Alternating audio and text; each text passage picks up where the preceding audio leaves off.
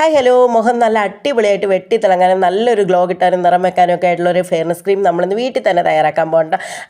ആദ്യം നമുക്ക് വേണ്ടതെന്ന് പറഞ്ഞാൽ ഗ്ലിസറിനാണ്. 1 ടേബിൾ സ്പൂൺ ഗ്ലിസറിന് എടുക്കുക. അതിനുശേഷം ഇത് ഒരാഴ്ചത്തേക്കുള്ളതാണ് കേട്ടോ, ഒരാഴ്ചയ്ക്കുള്ള ഫെയർനെസ് ക്രീം തയ്യാറാക്കാനുള്ളതാണ്. അതിനുശേഷം നമുക്ക് വേണ്ടതെന്ന് പറഞ്ഞാൽ അതേ അലോവേര ജെല്ലാണ്, അത് 1 ടേബിൾ സ്പൂൺ എടുത്ത് കൊടുക്കുക. അതിനുശേഷം നമ്മൾ 1 ടേബിൾ സ്പൂൺ റോസ്മേരി വാട്ടറാണ് കേട്ടോ, റോസ്മേരി വാട്ടറല്ല, റോസ് വാട്ടറാണ് കേട്ടോ ചേർക്കുന്നത്. റോസ് വാട്ടർ കൂടെ ചേർത്ത് കൊടുത്തു. അതിനുശേഷം നമ്മൾ ചേർക്കുന്നത് പറഞ്ഞാൽ ബദാം ഓയിലാണ്. ബദാം ഓയിൽ അല്ലെന്നുണ്ടെങ്കിൽ നമുക്ക് 2 വൈറ്റമിൻ ക്യാപ്സ്യൂൾ എടുക്കാട്ടെ. ഇത് ഒരാഴ്ചത്തേക്കുള്ളതാണ്.